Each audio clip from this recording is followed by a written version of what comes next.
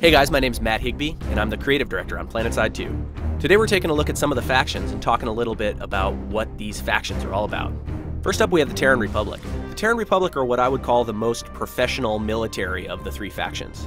These guys are well-drilled, well-equipped, and basically the most well-oiled military machine on the battlefield of Araxis. In terms of weaponry, the Terran Republic rely on pretty conventional weapons. Lots of bullets, lots of high explosives, but they don't use anything too experimental. For vehicles, the Terran Republic is all about speed. They want to basically get the fastest possible vehicles. The Terran Republic also believe in strength in numbers. A lot of their vehicles and a lot of their weapon systems require more players to operate them. But in general, they're just as effective as a one-on-one soldier as any of the other factions would be. The second of the three factions we're going to talk about are the New Conglomerate. Now, the New Conglomerate are sort of the insurgent rebel faction in PlanetSide 2. These guys basically use whatever they can get their hands on, from old mining equipment to experimental weaponry, and they really aren't going to say no to anything that works.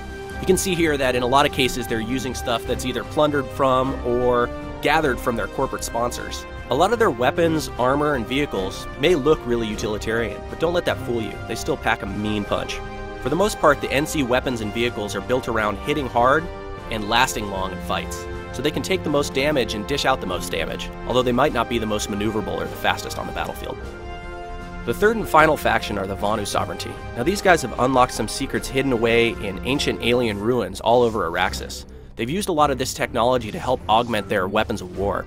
The main goal of the Vanu Sovereignty is to attempt to unlock more secrets from these ancient artifacts, and they consider anything that's getting in their way to be a threat. So while the battle between the NC and the TR is sort of more of an annoyance to them, they still feel the need to compete on the battlefields just to make sure that they can get access to all the technology that's hidden all over the planet.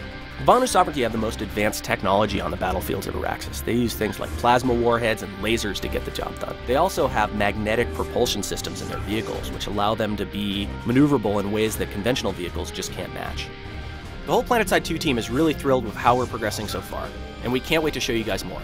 Make sure you follow us on Twitter and Facebook so you can keep up to date with the latest and greatest news.